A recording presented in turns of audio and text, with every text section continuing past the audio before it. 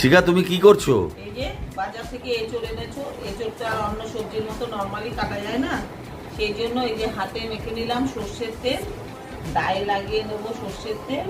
এইবার এই যে বাজার থেকে এইভাবে করে কেটে এনেছি, ভেতরে বোতাটা ফেলে দিয়েছে, খোসাটা ফেলে দিয়েছে।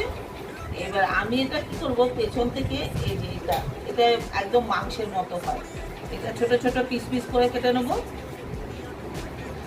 তারপরে এই যে দানাটা আছে, দানার গায়ে কিন্তু অনেক আঁশ আছে, এগুলো কিন্তু খাওয়া যাবে না, এগুলো খেলে ভালো, এগুলো শুদ্ধ দিলে ভালো লাগে না মুখে পড়লে। দানাটাকে এইভাবে কেটে, ভেতরে আবার একটা আঁশ আছে, এইটা ফেলে দিতে হবে। এইভাবে করে কাটতে হবে, এইভাবে করে এঁচড় কাটলে মাংসের মতো করে রান্না করে আবার চিংড়ি মাছ দিয়ে করলেও ভালো লাগে। এভাবে রান্না করে কেটে